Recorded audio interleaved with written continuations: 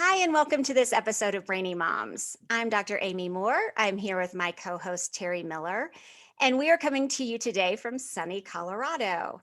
We're super excited to introduce you to our guest today, Dr. Pooneh Roney. Pooneh is an educator, researcher, cognitive trainer, and global lead for BrainRX. She has a master's degree in mind, brain, and education from Harvard Graduate School of Education. She went on to earn a PhD in education in the UK. And in addition to being the global lead for BrainRX, she also teaches at the Department of Education in Brunel University in London. Her latest research focuses on academic perseverance and motivation among adolescents. And listeners, you're going to love this. Just say hi for us, Pooneh. Hi. Well, you don't get much from that, but you're going to love her accent. The listeners are going to love your accent. So I want to get you talking real quickly. Welcome, Dr. Pooneh. Okay. And so you have a really interesting story about going from a master's in engineering to being a cognitive trainer and global education researcher and cognitive trainer. So tell us how that happened. Tell us your story. So I started my career, as you say correctly, I started with studying engineering at university. But one of the things I found is that I actually like being with people, and engineering was kind of shutting me off a little bit in the room, doing a lot of calculations and things like that. And I didn't really enjoy that aspect. So I went on to become a secondary maths teacher. So that's for you guys, that's high school and middle school kind of rolled into one. So students around the age 11 go to secondary school in the UK. So I started teaching maths to these students, and I absolutely loved this journey of transitioning from engineering into teaching and being with them. But there were some really puzzling questions for me. For one, I was always really interested, having been really good at maths and sort of gone into engineering, being around other people who were really good at maths. I couldn't understand what was the underlying reason so many of my students were really struggling with maths. And then another question I was very always sort of in the back of my mind is that in the UK, we split students into ability groups in maths. So the most able students are kind of like what we call set one. They're in a class together, and sort of the least able students are put in a class together. And one of the things I noticed is that their ability to persevere did not really directly correlate with how able they were in terms of their mathematical ability. So there was kind of a disconnect there. Right. So I had some of my brightest students who would get very easily discouraged and wanted to give up, whereas I had some students who really struggled, but they would just keep going. And I kind of wanted to also understand what was at the sort of the base of this, what was going on there. And that's kind of led me to Harvard to study the mind, brain, and education course, and looking at the cognitive neuroscience of learning, which then led me to find out about all the cognitive training programs out there. And that's when I, after looking at a lot of different programs that were available, I came across LearningRx and ended up setting up a center in Dubai, which is where I was living at the time, the first sort of brain training center outside of US, offering LearningRx type programs for the international audience called BrainRX. And that's kind of been my journey.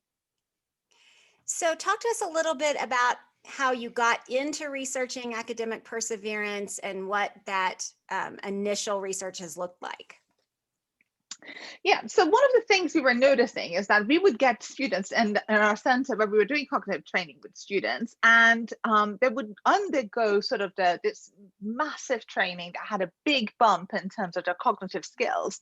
And as they were going through this, there was a lot of failing, and kind of having to go through a lot of challenge, but then every single day, every student was seeing tiny bits of improvement. And this kind of was building these students to be a bit tougher, to be able to persevere more and stick with things. And a lot of them beforehand, when you spoke to parents, would be quite ready to give up or struggle with academic work, didn't want to stick with it.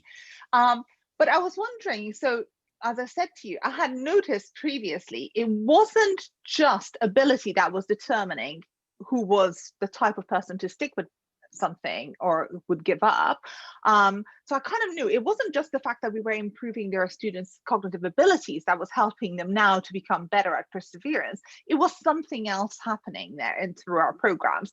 So I started really trying to unpack some of the factors that helps us predict who's going to persevere and who's going to give up. And I tried to understand that. And I thought, if I go down the path of researching and understanding that, hopefully I would get to a place where we can actually find out how we can bolster students' ability to persevere and help them actually stick with stuff. So that's kind of like where my real interest in studying perseverance began.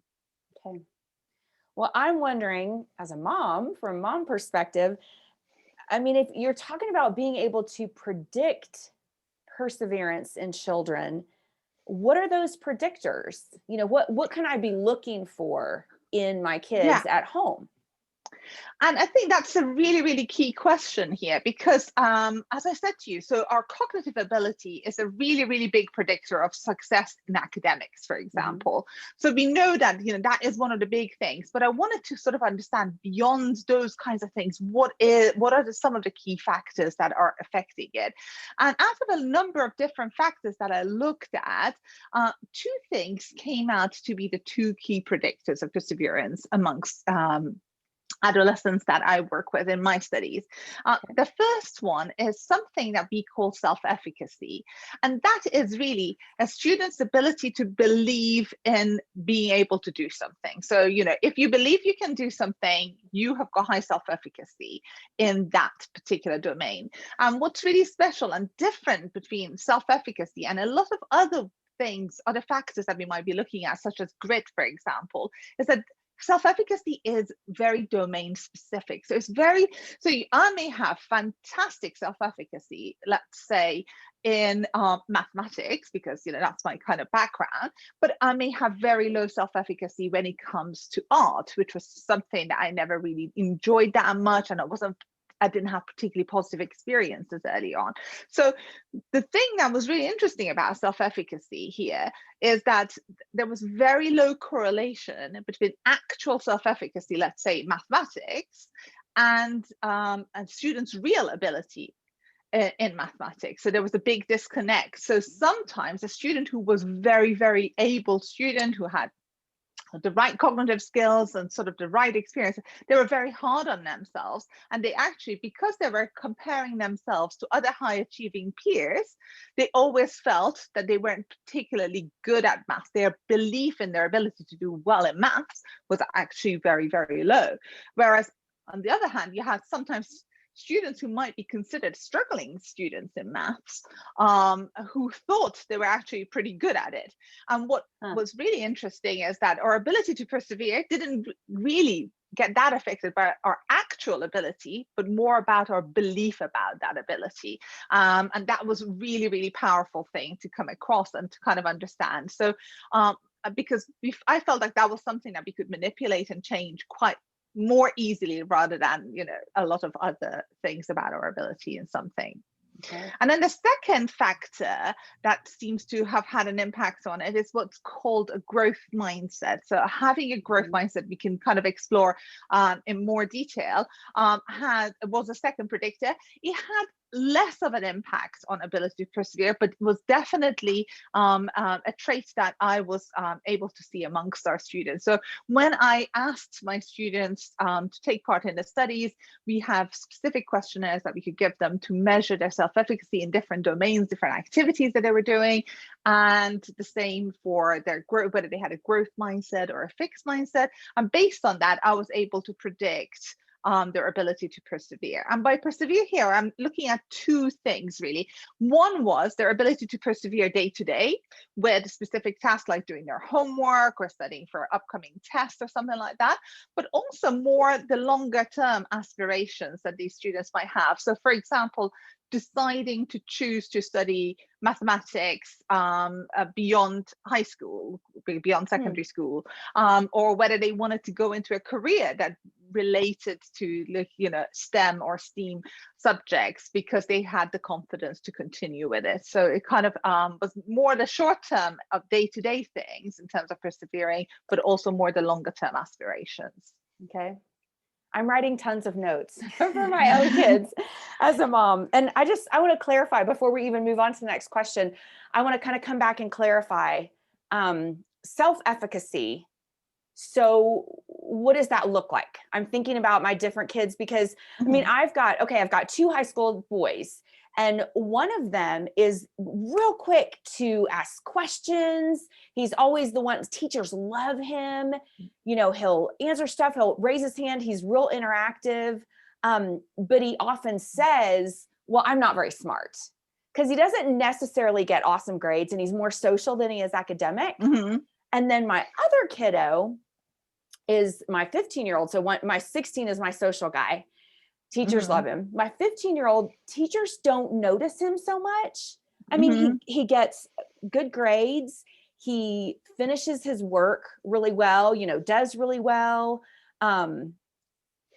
gets good grades, but he doesn't, like, self-efficacy. I'm questioning, he doesn't seem to have self-efficacy or perseverance. So tell me, what does that look like in practicality?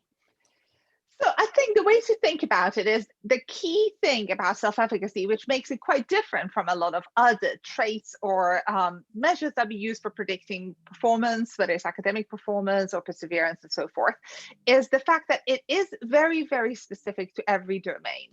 And really, there are the main number one way a person develops their self-efficacy. There are a number of ways, but the key way, the one that has got the biggest impact on our self-efficacy, is what we call our mastery experiences, our experiences of success up to that point in that particular field. So if you and I were to sort of unpack each of your sons and the different things that they do in their lives, you will find that there would be things that they are really, really excited about and persevere on. And there would be areas that they wouldn't persevere on at all. They just couldn't be bothered with even. And there are areas that they're like, oh, you know, if I have to at a push, I will go for it. And all of that really goes back to their prediction of how successful they're going to be in each of those kinds of tasks. So for example, giving myself as an example here, I am one of those people who doesn't enjoy cooking that much. We cook all the time. We have dinner every time at home and all of that, especially just during this last year. Obviously, you had no other options. There were no restaurants to go to. So you had to cook. But if someone was to ask me, are you a good cook? My self-efficacy is I'm not a good cook, because I kind of have a repertoire that I go to. They are my go-to things that I feel comfortable and confident in cooking, and I can cook them. But I mean, they taste all right. I'm happy with that. But I don't think I'm an innovative cook, or I haven't got that confidence to go and come up with my own recipe or change things. So my self-efficacy in cooking is not very, very high. And that's probably because of like the experiences that I've previously had of trying to come up with a recipe of my own didn't go as well. So my mastery experiences here are limited to things that I feel like I can do, I'm all right with, but you know, it doesn't set the world on fire.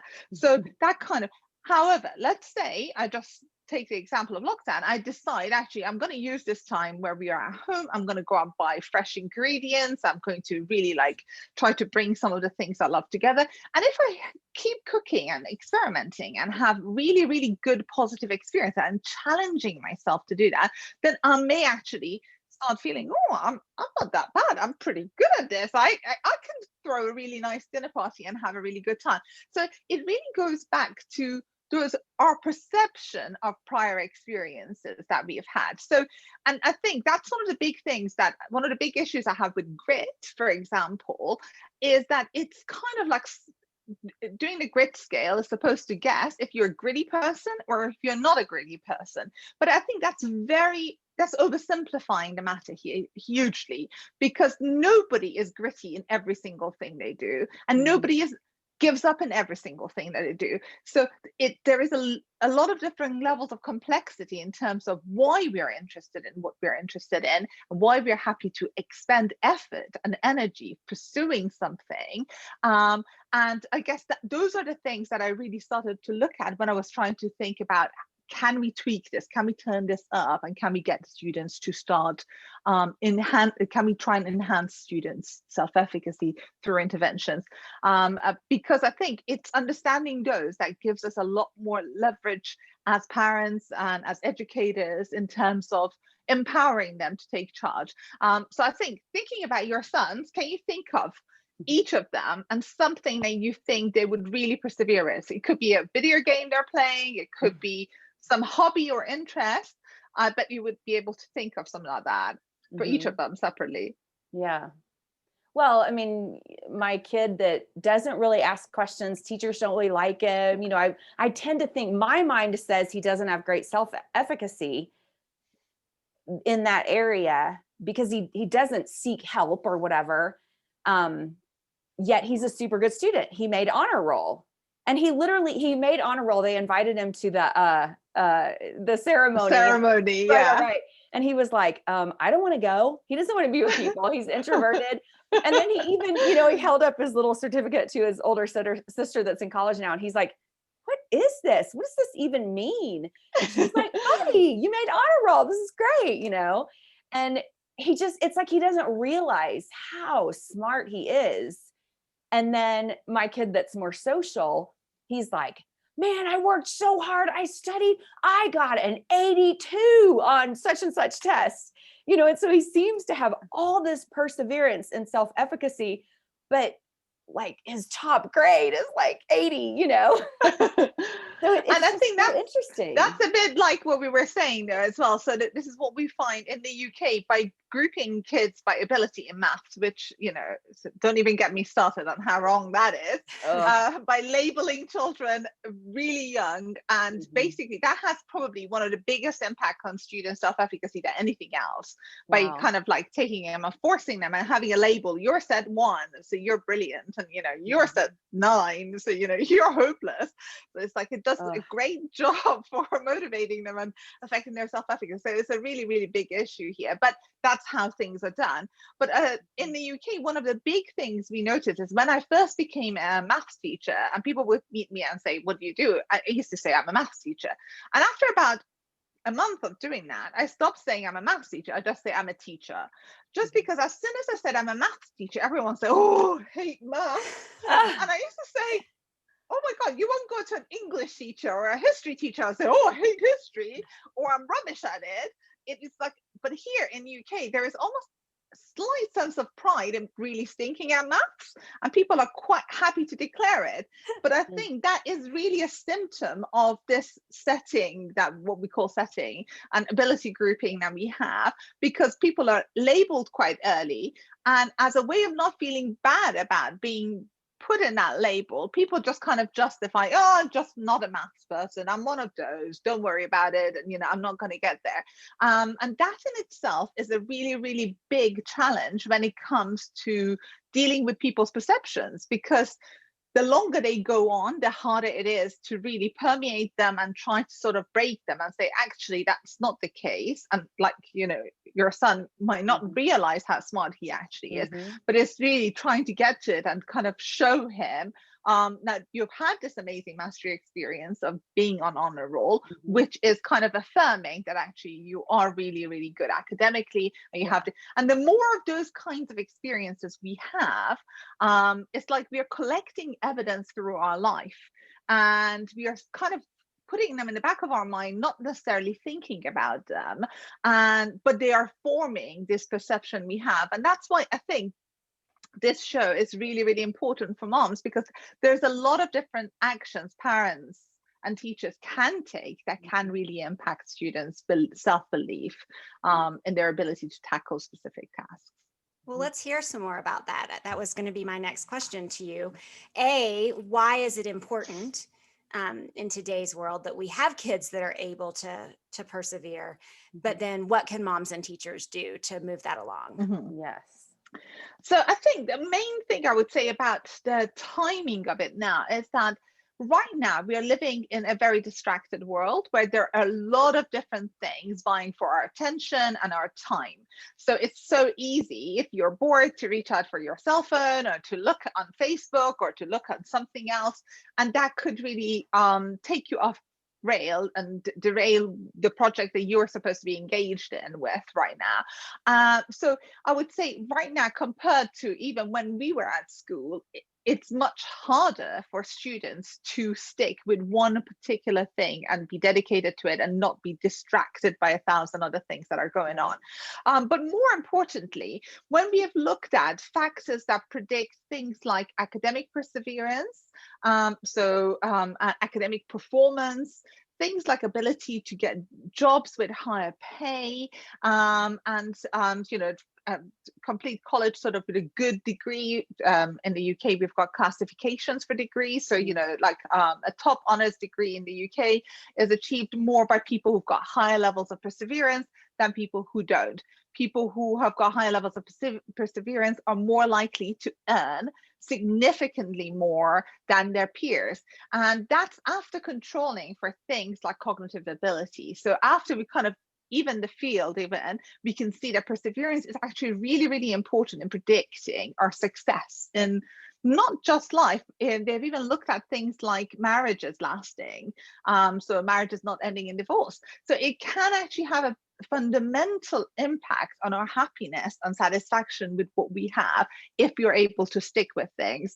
And there's a famous saying by Einstein where he says, it's not that I am smarter than everyone, it's just that I stick with problems for far longer than anybody else, because a lot of other people might engage with that same problem, find it challenging and give up and leave.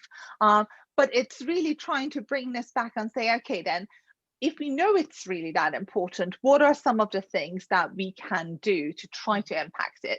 So as part of my research, I had a 3-year project where I did 5 different studies, and the first 4 studies were really trying to unpack factors that were predictors of perseverance in adolescents. And in the last one, I actually tried to do a 20-minute psychoeducational intervention with the students and see if that had an impact on their ability to persevere in mathematics. So as we said, self-efficacy is domain specific. So any kind of intervention we do cannot be general. And that's one of the reasons why having a growth mindset had an impact on perseverance, but that impact was far less than self-efficacy, because growth mindset is kind of slightly more generalized than if you like, self-efficacy is. So here, what I did in one of the last study that I did is that I created this intervention where students were put in one of 3 particular groups. The first group were given a task, which was a spatial puzzle that they had to solve, and it was a fairly straightforward puzzle. So that's kind of the group that I call the success group, because the likelihood of them succeeding at it was very, very high. So I wanted to know if they just take part in this, and I gave them kind of a cover story, if you like. So I said that there's been a lot of research that has shown that people who succeed in this particular puzzle are going to go on to be great mathematicians. So, this is kind of a big predictor of their maths ability. So that's kind of the cover story that they all had. Then there was a second group where they were given the same puzzle, but it was made more challenging by not giving them some of the clues along the way for putting it together. And then there was a third group where they were given the same pieces of spatial puzzle, and we just said to them, why don't you put them together and create something fun that you like, and you can give it a name. So something creative. It doesn't have to be any particular rules or anything like that. So we just wanted to know if the manipulation of those same puzzle pieces was having an impact on any kind of changes in self-efficacy before and after the task. And I also got the students to do a behavioral task where they had to do a series of mathematical questions beforehand, and then they had to do very similar types of questions after, to try and see if they were sticking with those questions, as well as giving them the self-efficacy questionnaire prior and after. And one of the big things that came out is that the group that had the more challenging puzzle, the challenge group, ended up having the biggest bump in their self-efficacy, but also they were the ones who went on to actually persevere more, way more. They did on average 1.5 more questions in the post-test than they did in the pre-test out of 10 questions. So that was quite a significant number of increase. So what this kind of showed is that actually just being successful in something doesn't really do that much in terms of boosting our confidence. And this is a mistake sometimes educators make, and sometimes parents as well. You know, we give something fairly easy to a child, and as soon as they've done it, because they might find the subject hard or something hard about what they're doing, and then we give them a lot of praise and say, oh, well done, you did a really, really great job. And in fact, some studies say that if you're doing that and the student has perceived that the task that they did was fairly straightforward and easy, that could impact on a dip in self-efficacy. Instead of increasing it, they might actually say, oh, they think I'm a real idiot, and that's why they gave me this easy puzzle or easy whatever task to do. So the key thing that had an impact was challenge. But I think the other thing to say about the challenge was that I had specific clues that the students could ask for if they chose they needed as they were engaging with a challenging task. And that's what we kind of formally call scaffolding, but it's basically creating an environment which is totally safe, where a student or your child feels like they can ask for support and help, and they don't see any negative side to it. They don't see the help as being a sign of weakness, or the fact that you can't work independently, if you like. So that has to be packaged very, very carefully, so the student knows the support is there and there's scaffolding there to help them succeed, but that it's not in a way where we are saying it's there because you're not coping with this. So that's a really, really important aspect of it. And what we found is that the students who just had the pieces they were playing around with, there was virtually no change between their self-efficacy pre and post. And in terms of the number of questions they engaged with, they actually engaged with less questions the second time, maybe because they're feeling bored or whatever. They couldn't be bothered to do that much more. So in fact, we didn't really see any positive results from that. So what this tells us is that we need to focus on creating positive experiences where children can experience success, but they also are experiencing the challenge, the pain, if you like, and they feel like this is not super straightforward. I'm having to work hard at it. It's not just happening for me. And when they're going through that kind of an experience, they're far more likely to persevere in future. And as I said, the last study that I carried out was just it had about 150 students enrolled in it, and it was one-to-one. So the intervention was one-to-one, but it was only a 20-minute intervention. And the goal of it was really to highlight the fact that we can manipulate students' self-efficacy and perseverance, as we saw in the sort of that task they got into, and that's something that's really, really huge for parents to take away. So we, even though we may have had students who had years of believing they were very bad at maths, with a very quick intervention we could try to do it. So in a way, the way parents can approach this is just say, how can we create those kind of experiences, mastery experiences for children on a regular basis to top this up, if you like, so that we are continuously building on their self-efficacy. So that's kind of a really, really big thing to sort of take away. And I think the other thing I would say is about a lot of it is about our attitudes as parents and educators to things like grades, because if we are putting a lot of focus and attention on grades and why they are so important and why we want students to achieve things, that can have a negative impact, because students who have got, for example, taking the maths example in the UK, who are in those higher sets where they're deemed as really, really smart. When we are working with students like that, you might find that if they're going into a challenging upcoming test, let's say, or a big examination or something like that, and they're feeling quite stressed about not doing as well as others, what the impact of something like that might be is that if you've made grades really important, parents are saying, oh, I want you to get those 100% in this test, or the straight A's or whatever. The students are too worried about the grades, and if they're nervous that they might not necessarily get 100%, they might get 95, they might get 80, or whatever it might be, they might actually say, I don't want to do this anymore. Right. So it might have a negative impact and say, I'm not that bothered about this test, so in fact I'm not going to persevere with my studies, I'm not going to persevere with the revision that I need to do for this exam. Why? Because that way I can blame not doing well to lack of effort Uh-huh. rather than lack of intelligence. So this kind of brings us a little bit to that growth mindset, fixed mindset thing. So that basically these two mindsets that we generally fall into is believing that intelligence is malleable and can be enhanced, or believing intelligence is fixed and you're stuck with it. And we find that actually some of our highest achievers are the ones who've got a fixed mindset, because they're so worried about that persona of being a high achiever being challenged that they kind of really worried about it. And that really impacts a lot of their behaviors and their fear of failure and the fear of sort of engaging in things, because they don't want to be seen as poor performers, if you like. So they like to blame it on other things. Wow. So what I'm hearing you say is, even though they may be the ones that are getting really good grades, it's impacting them in a social and emotional ways as well. And of course, then that's going to translate through a lifetime of struggle in those areas. Yes.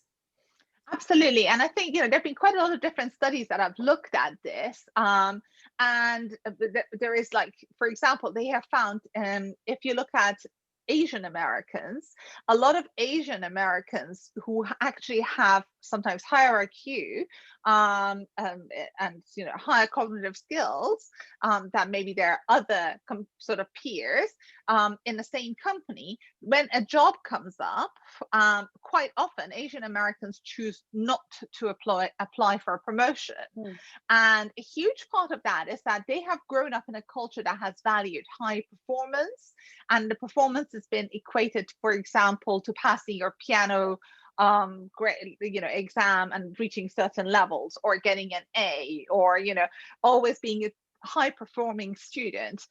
What happens is that when they get to those situations where they've got to, for example, put themselves on the line, go and apply for a job and for an interview, whilst they might have a lot of the skills that their peers already have, or even exceed some of those, they choose not to apply for those promotions, because they're worried that if I put myself there and I'm turned down, that's kind of is affecting this persona, this perception of myself that I have created and carefully kind of curated, if you like.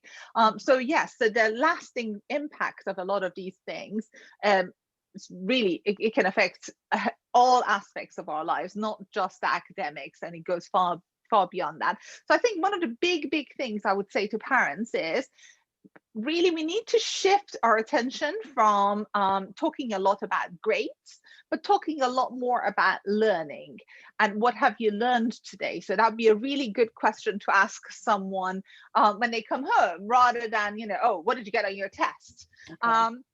And I think so many times, there's been a lot of studies where we've looked at growth mindset and fixed mindset, and, we've given educators some tests to say, what do you think do you have? Do you believe that intelligence is malleable and we can increase it with effort and hard work? Or do you think it's fixed and there's nothing we can do about it? And almost all parents and all educators say, no, I really believe it's malleable. It's something you can do about, something you can change. But when it comes to actions, their actions don't necessarily support that. So, and this is what we call a false mindset, when we falsely declare something that our actions are not well aligned with. So we might have a mom who says, no, I definitely have a growth mindset, but as soon as their child does badly on a test, they might be saying, oh, why did you do that? And why didn't you study harder? Why didn't you improve in this? And they're putting so much emphasis on the grade rather than what did you actually learn, or if you've not done well on this. Instead of focusing on the grade, let's look at the paper and see where your mistakes are, and let's try to fix those. So it's a lot of it is about shifting your attention on from the grade to the process of learning, and sort of emphasizing that journey rather than the destination, if you like. And it is a pretty hard thing to live by. So a lot of us want to say, we can do that, but actually the actions sometimes don't work. So when I was in 4th grade, my parents, I moved to a new school, and I had this teacher who somehow really adored me. She really made me feel very special, and, really always used to say, oh, you're so smart and all of that. And all of a sudden I became obsessed with my grades, and I just wanted her to think I was like the best. So I was just studying all the time, and I really cared if I had got A's or anything less. So my parents sat me down and said, Pooneh, if you bring a report card, which is all A's this term, you will not get a bike. You need to have at least a B or a C in there. And if it's all perfect, no bike. And I was desperate because I had just grown too tall for my last bike. I really needed another bike, and I had seen the bike I wanted. So they took me shopping for this bike. We went looking at it. I walked around it like 10 times. I was like admiring this bike so much. I was like, yeah, that's my bike. And they said, this is the deal. You understand, we care about if you're learning, we don't care about your grades. And I was like, my mom was a teacher, so so she very much, wanted to sort of like act out, walk the talk, if you like. So I came home and I was like, yeah, I'm definitely going to get a B or a C. But then when I would go to school and I see my teacher and how she looked at me, how she thought I was so special, I was like, I have to get an A. Anyways, I had a report card which was full of A's, and my parents did not buy me that bike. And I said, tough. That's how it is. But that was quite an amazing lesson for me, and something that stuck with me all these years as a teacher is really, really trying to make sure that what you say is really what you believe in, and aligning those two things and kind of making sure you don't diverge. So if a child is trying something and they're failing at it, like learning to ride their bike, we persevere. We show them it's okay. We know everybody screws up at the beginning of learning to drive or ride a bike or learn to swim. At the beginning, we know those struggles are real, and we very much celebrate them. But somehow, when it comes to academics, we have this kind of idea of effortless genius. We want to see a swan. We want all of the legs might be going underneath, like your son, you say, it might be like that, but we don't want to see it. We want this elegant exterior. And I think that's also a wrong thing to show students and our children, to say to them, actually, everybody struggles with this, and it's absolutely fine to screw up or not to find things easy. And giving stories, for example, from your own childhood when you struggled with an academic subject and how you went about dealing with that are really, really powerful. So there have been quite a lot of studies that have looked at how does sharing those kind of struggles impact children. And in fact, one study looked at asking children for advice. So for example, a dad had to go and make a PowerPoint presentation to the board in his company. He was really, really nervous, and he was also a researcher, but basically he ended up saying to his kids, I'm really nervous about this, and I've practiced it and whatever. And his daughters came around him and said, okay, let's just go over this. Why don't you tell it to us? And they were only little, they were only elementary school kids, but by just sitting with him and going through it, they managed to calm him down. And what he found is that they were actually much better. And in future, when there were situations with him where they were telling him, I'm nervous about something, or I don't think I'm particularly good at this, or I'm scared of this test, he could kind of bring that in.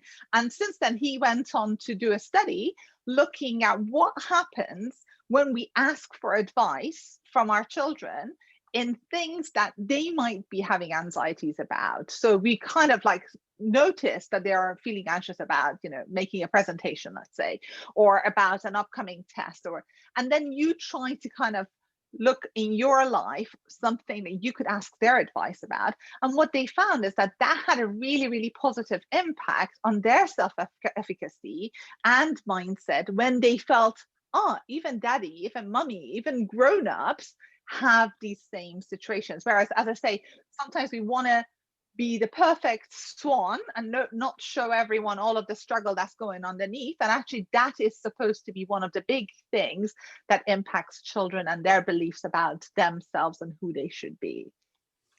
Oh, that's beautiful. Yes. We do need to take a quick break, though, and hear a word from our sponsor. Tutoring is great for catching a child up to speed on specific subject matter in school, but is it the right option if your child is consistently struggling inside the classroom? Tutoring often involves relearning information or continually reviewing school coursework. If your child is consistently struggling, however, you need to address the root cause of these learning, reading, and attention struggles first. The majority of learning, reading, and attention struggles are actually caused by cognitive skills that just aren't strong enough. Learning RX one-on-one brain training programs are designed to strengthen cognitive skills, which makes learning, reading, staying focused, and life so much easier. LearningRx offers online and in-center programs. Visit learningrx.com today to learn why over 95% of LearningRx clients say they'd recommend one-on-one brain training. Again, that's learningrx.com. And we're back talking with Dr. Pooneh Roney, educator, researcher, cognitive trainer, and global lead for BrainRX. And I want to switch course here and let you talk a little bit about BrainRX.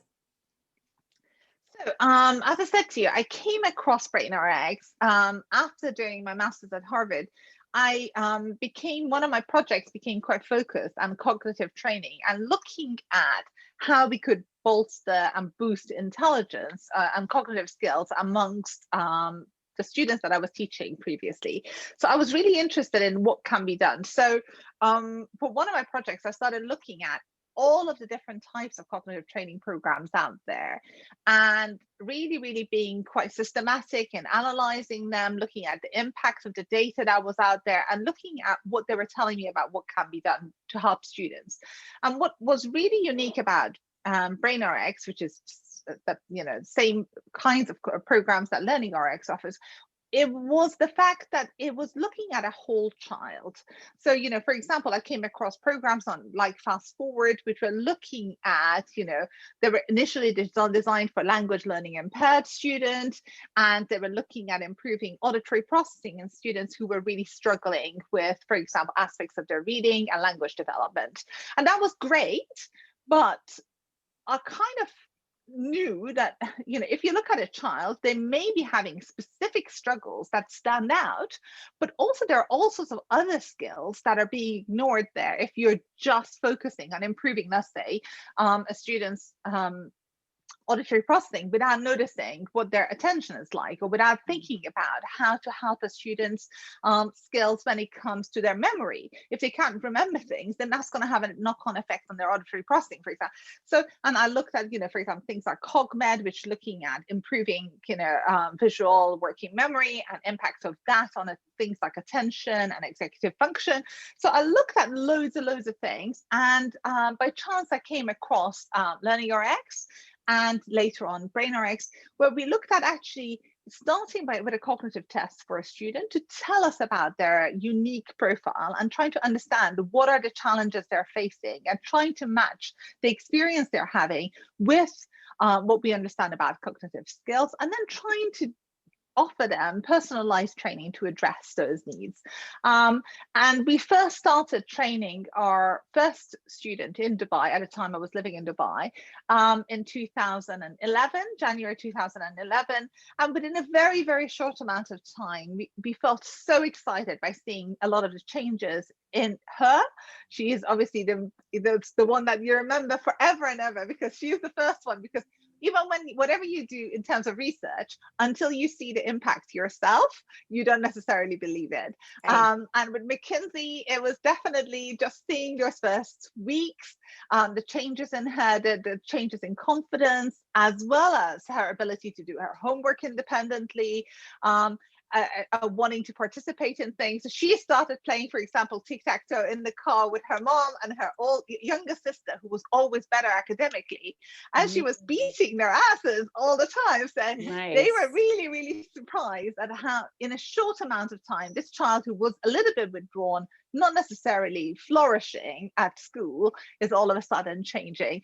And then, thousands of students later, we are still offering BrainRX in Dubai, which was the first sort of big center outside of US. And now there are over 94 licensees around the world who are offering BrainRX in all sorts of countries, all the way from Australia to Santiago, Chile. So the impact of the program is really, really amazing. And I think one of the things that we were not necessarily sure when we started seeing a lot of different centers and different cultures start to offer the program is how it was going to be embraced and how it was going to fit with a different lifestyle, the different educational system, different parental beliefs, and so forth. But I think results speak for themselves. And I think the fact that all of our licensees are real passionate individuals who are really committed to changing lives, and the results they're delivering in their communities are completely unique. There are no other programs that can compete with the program, BrainRX programs that we've got. That has been one of the nicest things to see. And it's been really, really a privilege to see so many different people make such a difference in their communities. And so how would people find out about BrainRX if they're living around the world?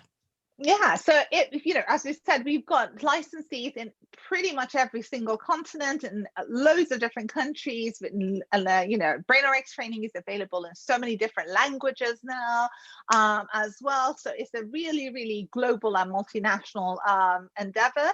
So the best thing to do is to go to brainrx.com, and you can find out information on whether, first of all, if you've got a child that you are thinking may have cognitive weaknesses that you want to address. Let's say they've not got great concentration, or maybe they're struggling with aspects of their memory or reading, anything like that they may be struggling with.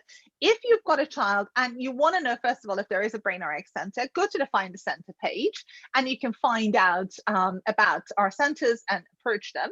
But you find the world is a really, really huge place. And there are a lot of places where we don't have centers as yet. And we are looking for wonderful, passionate people who want to bring the program to their communities. A lot of our licensees started because they were seeking help for their own child and they didn't have the program available in their own country. And that's one of the beauties of BrainRX, is that the license fee is quite low compared to almost all the other franchises that are out there. And one of the things that it can do is that majority of our licensees are actually first-time business owners. So you don't need to be an expert in running a successful business. We cover every single aspect of setting up a center, and we provide you with all sorts of support with things like advertising and marketing the program, and finding the right staff, training the right staff, monitoring the quality of training to get the right results. So all of those kinds of things you're supported with. So in fact, a lot of our licensees around the world are very lucky to get this kind of support. But most importantly, we are a brilliant community of interconnected centers around the world, and every licensee supports other licensees. They're very open.